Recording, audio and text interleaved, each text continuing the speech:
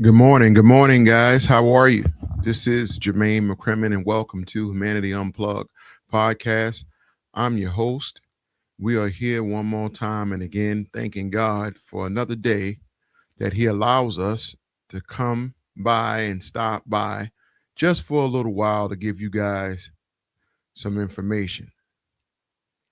And I want to thank you guys for all your support and your continual support on all our social media platforms. You guys are awesome. Uh, it's not easy coming here twice a week, but we do it because you guys continue to show us love as well. Uh, this is a great show, and I thank God for you guys who continue to show support. The haters that hate, say what they say. We thank you. We motivate you to keep doing what you're doing. If you think that's making you feel better and that can brighten up your horizon, please continue to do it. It's all right with us. Well, we like to give out information here on this platform. Take off your shoes, relax your feet, as they say, party on down to the funky beat of some factual information. You don't have to like what's being said, because this is my information, my research, what I've done. I could be wrong on some things. Uh, I'm not being deliberate if I am wrong. I'm not trying to make anyone sound bad. I'm just here to give you common sense, a little reality in your world. And the reality is, constantly over time, we are in a fight for our life. Today is our 144th episode. We've been doing this for now a year and a half, because we have reached 6 months of 2026. And we have 44 episodes or more in this year. Last year, we went over the 100 mark. I just mismarked it, or, numbered it wrong. But nevertheless, I'm happy to continually be here giving you guys this information. A lot of the research is done by the team here and our supporters, and we get this information and we try to push it out to enlighten our community and let everyone know what's going on around the world. Well, a lot of things have taken place in the last 4 to 5 months, and one thing have stayed around for certain. In certain areas in the world, I will remain from going there and visiting and hanging out. And Mississippi is one of them. Florida is another place that I do not like going to, because there's a lot of hanging out there. There's a lot of police brutality in Mississippi, and a lot of racism. And I know people from all other nationalities look at us and say, blacks are always talking about racism. Blacks are always talking about why they're not being treated fairly. Why is African American people always complaining about society being against them?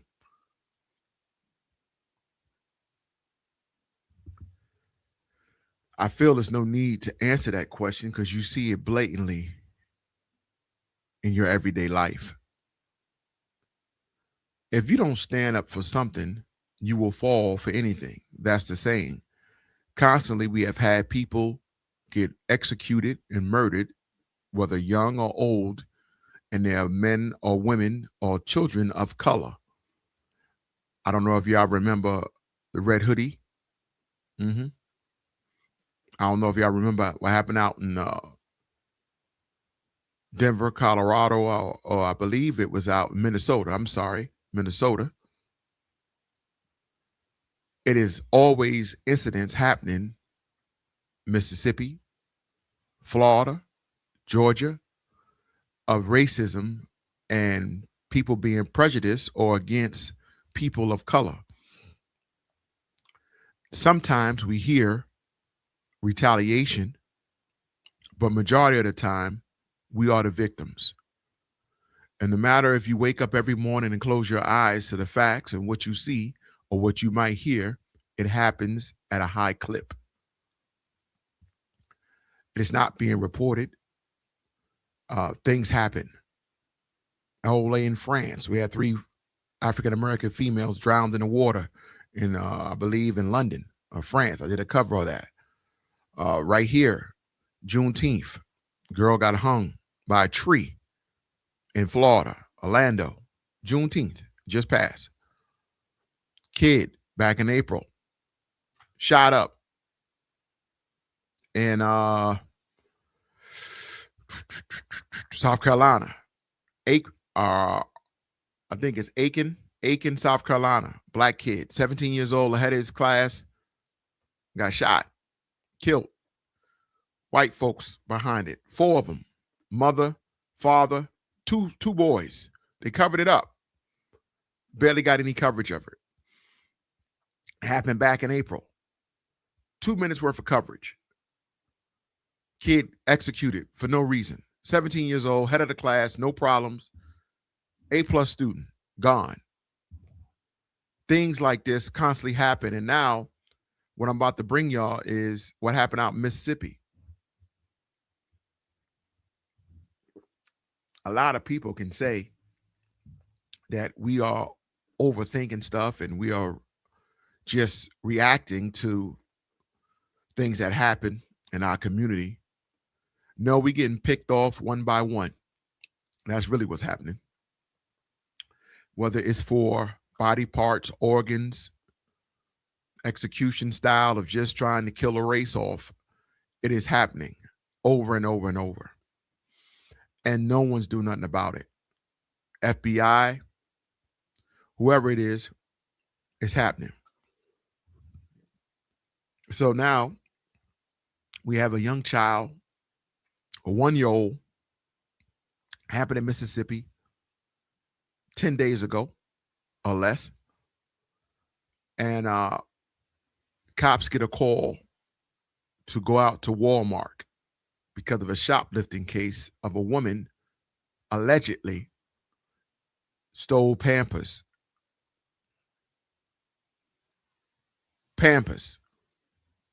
Cops come out.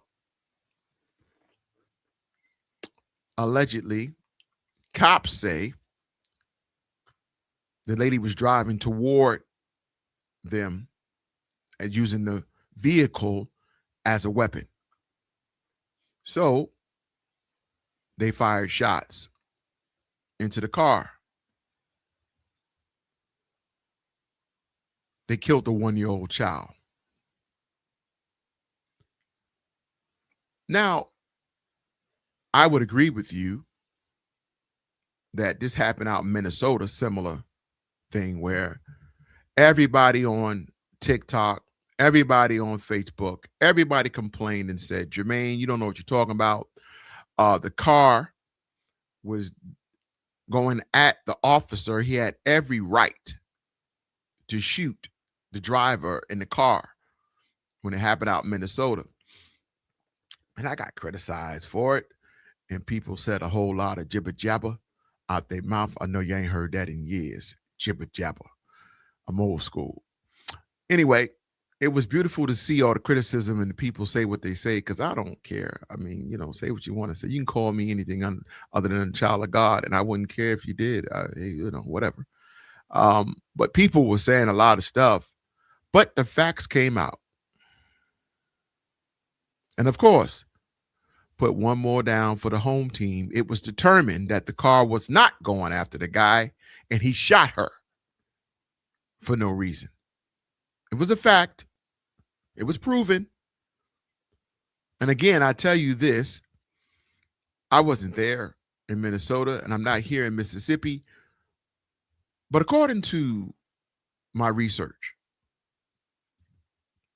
according to people, witnesses, they all claimed that the lady was driving away from the officers and they shot and ran after the car.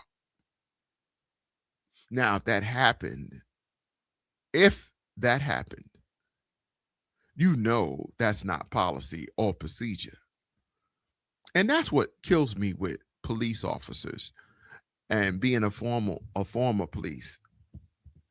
Policy and procedure is what you go by. I know that people like to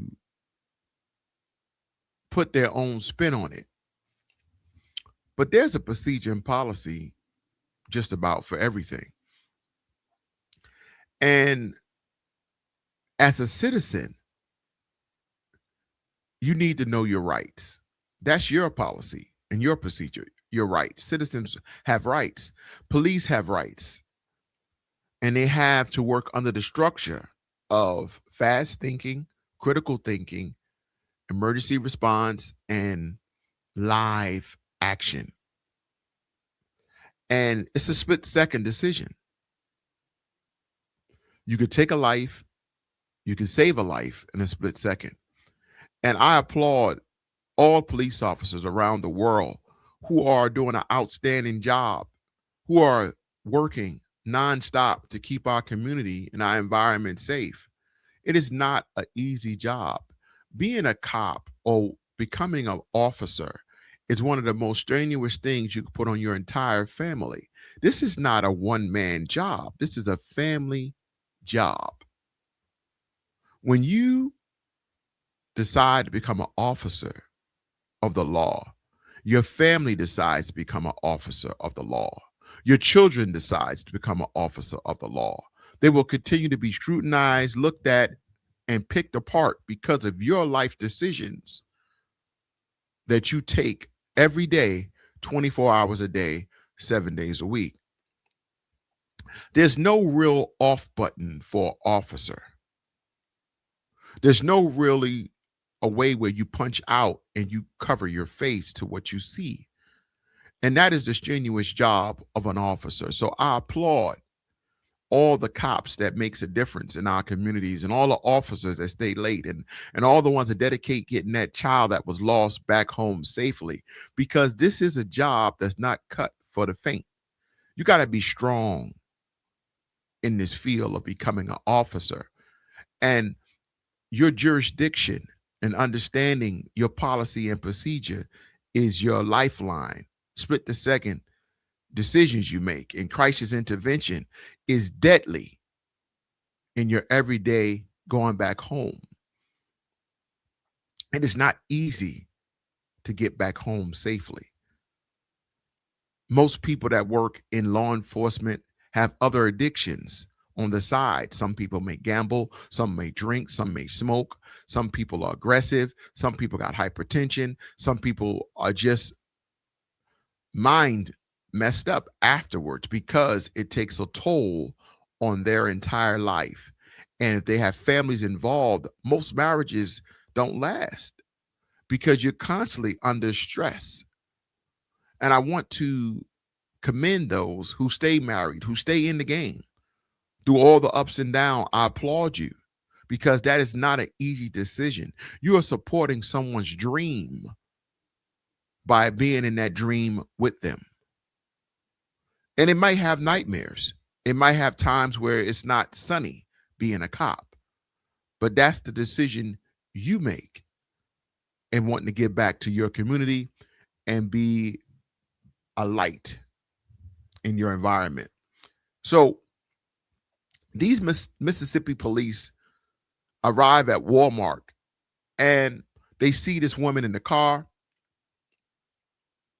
Whether you want to say she drove at them or she drove away from them, either way, shots were fired. Now, I want to ask you a question. The question I want to ask, if she in fact was driving at them, the bullets in the car will show indication of being hit in the front, maybe in the glass, side doors. Entry of the bullet will be seen in the vehicle. We will agree to that. If she was shot, the car was shot, and she was driving away from them, then maybe we have entries of the bullets hitting the vehicle from behind because she was driving away from them. This is point blank facts, period, right? We don't have to debate that. This is a fact. This is something that every police department, DNA, forensics, we all know 1 and 1 is 2. This is simple stuff you can look at within minutes and figure out a couple of things. One is the bullet's entry. 1, who shot the bullet. 2, where the officer was standing just about because of video footage and also reflection of the bullet hitting the car. That is a fact. We don't have to go over this like this is algebra 5th ward, right? Let's be real. That's easy to tell that. These are officers and investigators and forensic people that have been in the job long enough, who have had a couple of cups of coffee, and they know how to push the paper on the pen on the paper, and put a period where it's needed. We know what we're looking at, right? We done solved many murders. We done did a lot of things. So we're not going to act like it's not that. So, bullets were fired, guns were dispersed, it shot, bullets hit the car, and a life was taken. Now, my question to you is, if they shot at the car while it was going away, that's where we have a problem. Because this is shoplifting. That was the call, right? Shoplifting. Okay. Deadly physical force for shoplifting on a $20, $25 box of Pampers. That's what we did. That's the policy. That's what happened. Now, that's just me giving you that angle. Like I said, I wasn't there. The narrative is the narrative. I don't know. We don't know exactly what took place yet. We're going to listen. Excuse me. We're going to get into it. I got my cup of coffee. Okay? I got my cup of coffee. And my people know if I have my cup of coffee, I'm good to go. All right? And we're going to do the coffee dance. We're going to find out what's going on. Now, my question to you is, a 1-year-old child is no longer living because of bad decision making. However, did the mother even know a call was placed out for shoplifting on a box of Pampers? The caveat to all this is the woman wasn't charged with anything. I'll say it again. The woman involved in this whole thing was never arrested. She never was charged with shoplifting, but yet her child is dead. Somewhere down the line, this has to stop. We're constantly making bad judgment calls on opening door shut cases. Even if she stole the Pampers and she was driving away and we got it on camera, we could chase her down, pull her over, nice and easy, and take care of it, right? Was police in Mississippi overreacting?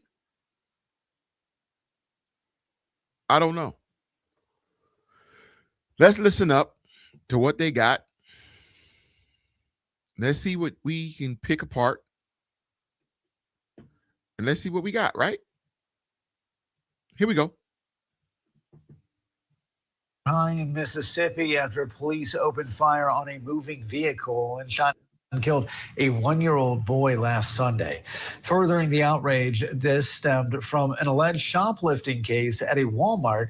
Police say the suspect was behind the wheel and accelerating towards them when one of the officers fired that fatal shot. Scripps News senior national correspondent Jay Gray is looking into this case. So, Jay, when you see this picture of this 1-year-old, you can't help but wonder how something like this could have happened.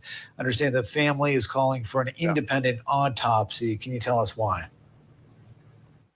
Yeah, Andrew, the family's attorneys say they're just concerned overall with the transparency of this investigation, say they are worried about how it is going to be carried out.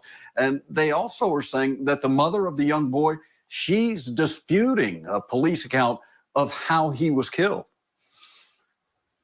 Justice for baby Cohen? Justice for baby Cohen! Calls for justice just days after one-year-old Kohen Wiley was shot and killed by police responding to a shoplifting call in northwest Mississippi. This video showing the scene playing out in a Walmart parking lot in the small town. Now, I'm going to tell you guys, the lady was driving away. The video just showed it.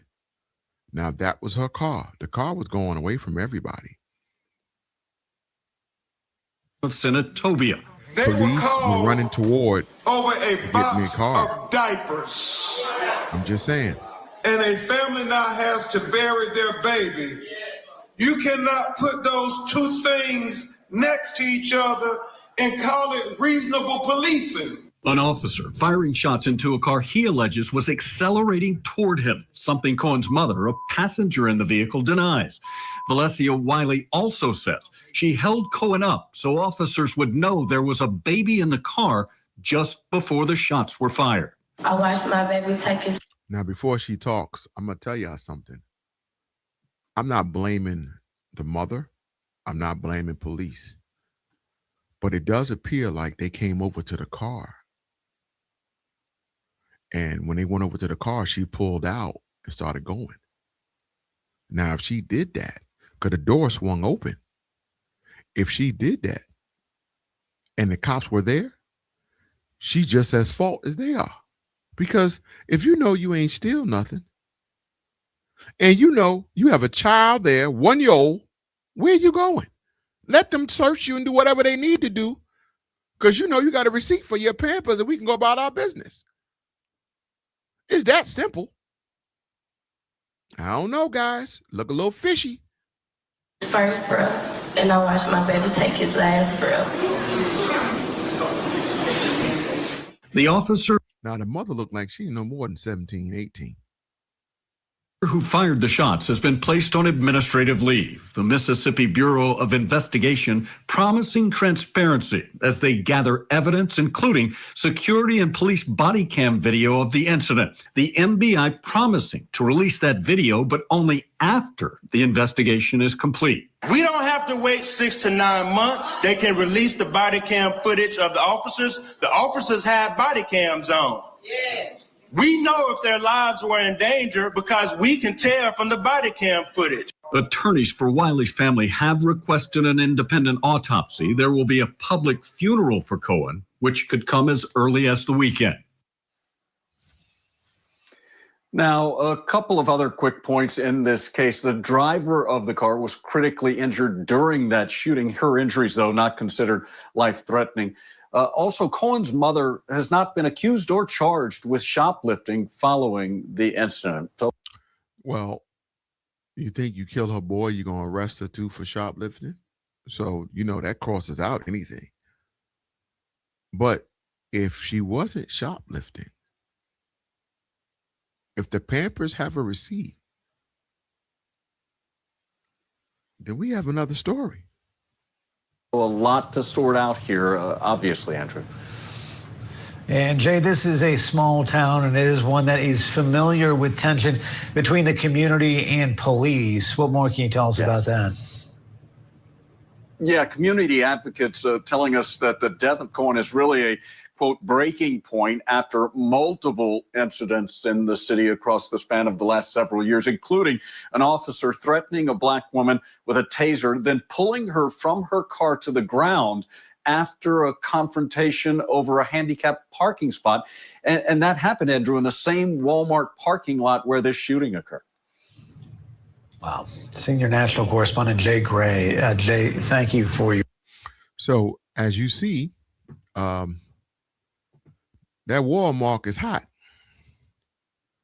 A lot of things be happening at that Walmart.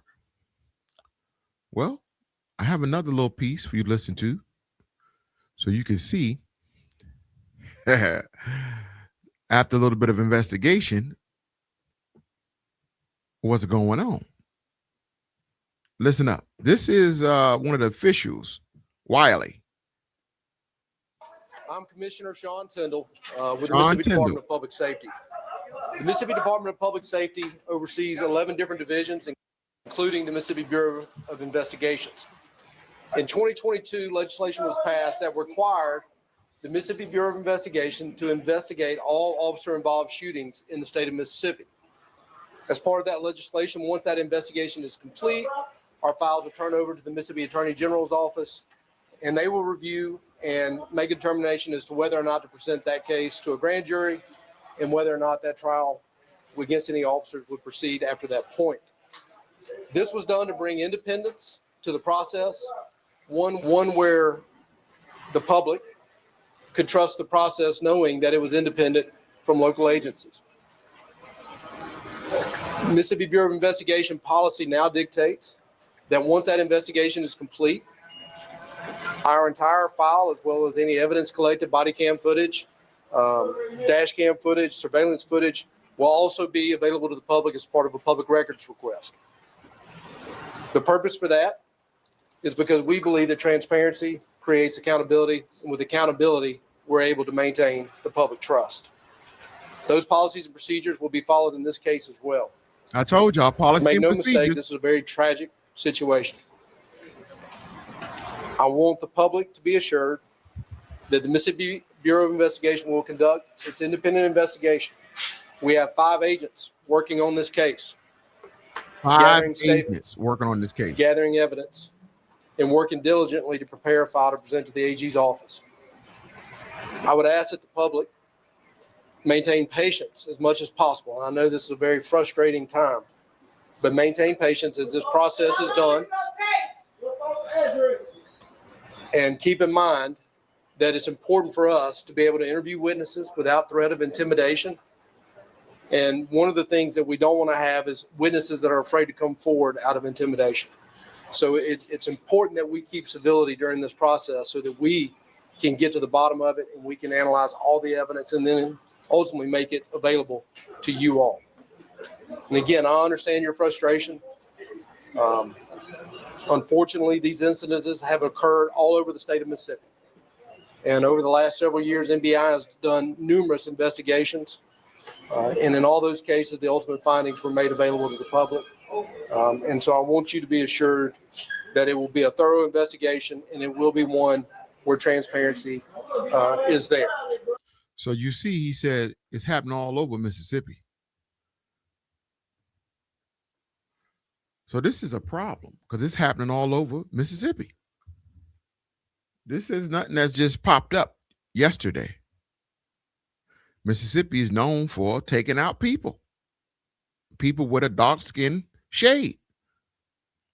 I'm just saying. All right, so this. We got a little commercial break real quick. I'm going to get right back to it. But he's one of the guys that's leading the investigation. And, you know. I'll be glad to answer any questions from the media first, if there are any that you might have about the process. So I will not get into the details of the investigation. I would have everybody keep in mind this just occurred about 48 hours ago. So it's still a very, very new investigation. I'm Rob Sneed with Fox 13 News. Question about the actual body cam video. When is that expected to be? I'm going to stop that, guys, because there's so much noise in the background you can't hear. The young man is asking about body cam, but they're outside. They should have did this inside of an auditorium where they could have had more of a controlled environment. And that way you can really get down to the nitty gritty. But of course, they don't want that. So you have it outside where you got the fire trucks, you got cops going by, you got cars, you got people walking by. You make it very frustrating for the community to get questions answered and questions entered because of the fact you don't have a lot of information anyway. Matter of fact, he just told you it's still new, 48 hours. So they just did it because they didn't want to be like they're not saying anything. So they wanted somebody to know something. You know what I'm saying? And I get it. They don't want you to be in the dark for so long. They want to give you something, right? So I get it. And that's what you got to do. You know, you have to be transparent with the community and try to keep the trust of what you're doing is legit. If there's any effery involved, they can sense it. They just go off like the lady that outburst while he was talking. You know, how long is it going to take you to do an investigation? Well, it's only 48 hours old, so investigation takes longer than that. I'm sorry. When a life is lost and you're going to take somebody else's freedom away, it's going to take a little while. You know, you want to make sure when you go forward, you're moving on solid foundation. And unfortunately, this child life is lost, but I have to hold accountability to the mother as well, because the car clearly looked like the car was moving and the door was open. Where are you going? Where are you going when police pull up on you got a 1-year-old? Watch this. If it is, in fact, you stealing some Pampers, they're not going to take you to jail for Pampers. And if they do, how long are you going to stay in the system for a box of Pampers that you were trying to provide for your family in a crisis right now, where gas is $6 a gallon? I mean, we got to use our brain bigger than that. Where's the father at? I hate to say it. Where the father at? Now, this kid looked like he was the father. He out there. I don't know. He might be the daddy. Maybe he ain't worth, I don't know. Where's the mother's parents at? I don't know, because the mother looked like she's about 15. Honest to God. I don't know. A lot of questions are there. And I know you might say, Jermaine, what they got to do with it? Where's the guidance? That's what they got to do with it. Where's the guidance? Huh? Where's that at? Now, I understand some, because in many cases, children can have both parents there. They still don't pay attention to them anyway. So I'm just being totally honest with you. That's what it be. They don't pay attention. We could talk till we blue in the face. Kids going to still do what they want to do. It's just a fact. But I want to give y'all some other news. I want to let you know what's going on in California. It's a little snippet. It's nothing crazy, but it is a snippet for you to see what's going on. Venezuela and in Northern California. We're going to do California first, okay? Here we go. Sizable quake to our north, injuring several people. The earthquake rattled nerves and knocked items off store shelves. A glass-shattering reminder in Mendocino County that sent alerts to more than 1 million people as far as Sacramento.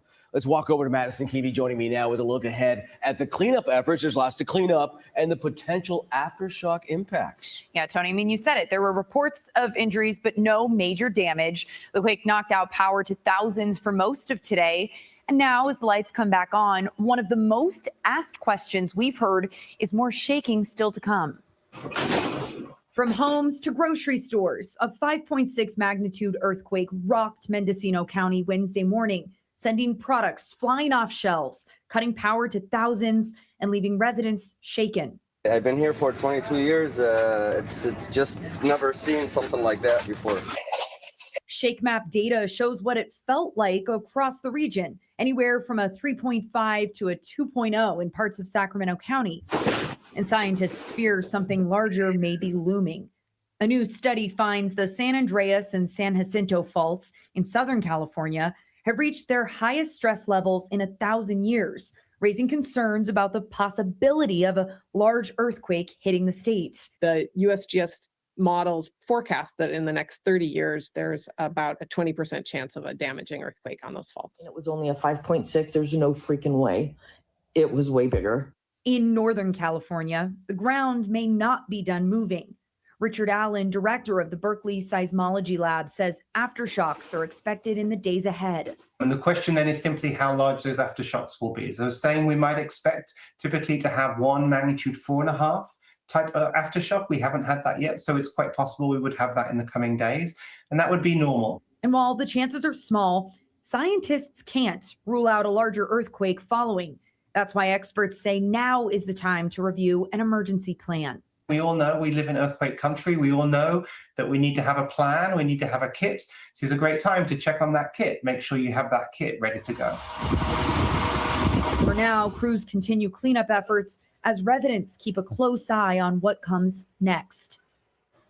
Now, we often hear about the San Andreas fault, but seismologists say it's just one part of a much larger fault system stretching across California. Now, today's earthquakes struck on the Macoma fault, one of several faults that run parallel to the San Andreas, and it's part of that broader fault system in our region. You learn something new every day. At least I did. Yeah, they automatically go to the San Andreas fault, Right. but they got a lot of them. And people were surprised by the damage in this, 5.6, but there was a lot more damage than we thought. Yeah, and of course, just what it felt like. You know, that was something that we heard from people there, that it felt like much larger than that number. Of course, when you're So that happened in California, and sad, but no one got hurt, which is good. Our Earth is responding to what happens in rotation, because we are evolving constantly. We're moving. Things happen, the drilling of oil and everything. Our Earth responds to that stuff, and it's sad, but that's what's going on. It also took place in Venezuela, and I'm going to share that with you guys as well. Excuse me. Venezuela, it took place pretty bad out there. I'm gonna I have a commercial that's up. I'm gonna play that, and then we're gonna get right into it. Hopefully you guys enjoy, share, and like what we're doing here. We do it twice a week. Sometimes if it get busy, we can't do it, In more than a century. but we try to. We're getting new video after the quakes hit 8 hours ago, collapsing buildings in Caracas and causing widespread destruction. We just got off the phone with Hawaii chef Urian Rojas, who has family in Venezuela. He says while first responders are rescuing people in bigger cities and towns, many areas are on their own. 7.5. People don't know where to Venezuela. go. People don't know. There is no shelter in place. There is no help. There is no, nothing. Especially when you live here and you see what's happened. For example, when the Maui fires, even that was a disaster. FEMA and the firefighters, police, everything, National Guard, everything comes together. They did something at the end. But over there it's like empty, like crickets. Rojas tells us his family is okay, but their 2 homes and a car were damaged. The coastal state La Guaira has been declared a disaster zone, and the Caracas International Airport is temporarily closed. So 7.5 out there in Venezuela. Lives lost, people are buried. It's crazy out there. I'm going to do another follow-up on this one because that is bananas. So just to let you know, 2 earthquakes along with the Mississippi police shooting. It's a lot. So I don't know what we're going to do, but hopefully some help, aid go over to Venezuela to help those people because they don't have a response, nor do they have the emergency management capabilities over there.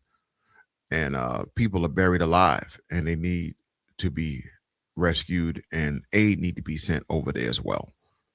So today, guys, our show is over. It's come to an end. I have to go. Tell a friend. It will be up. You guys enjoy your weekend. Share the word. God bless. Stay safe and protect yourself at all times. God bless.